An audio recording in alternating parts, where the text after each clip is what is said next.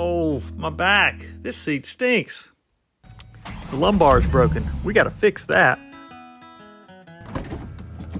This is a 2010 Ford Mustang. The lumbar is not working. This repair may also be used on S197 Ford Mustangs. Handle off. Remove the handle. Screw out of the back. That side panel off. The seat cover part that slides in through to the front, and then I pulled it inside out, rolled it up. And we see the culprit here. This is the lumbar support on our 2010 Mustang.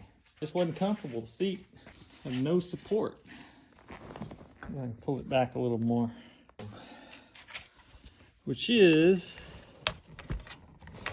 this spring right here. Connects to the side of the seat. It broke. Just like we're gonna cut this plastic piece off. Get rid of this broke spring. You take it off. We're gonna put a hose clamp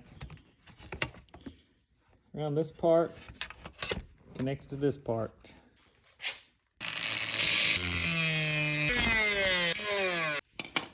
Take this little piece off, get rid of the stuff we don't need. This piece is actually garbage here.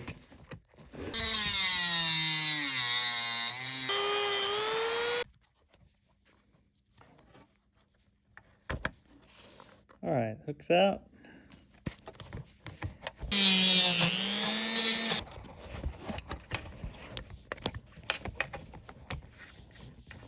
All right, now if we just put a little notch in here. All right, we just cut a chunk out. It'll be tied together, ready to rock. All right, one with a bigger clamp.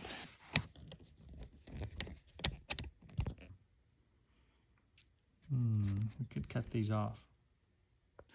All right, repair is made. Let's decide where to squeeze that. We'll see, this should repair the lumbar, which is the only thing that gives you support. 2010 Mustang seat. We're gonna button this back up, let it rip. All right, seat back, buttoned up.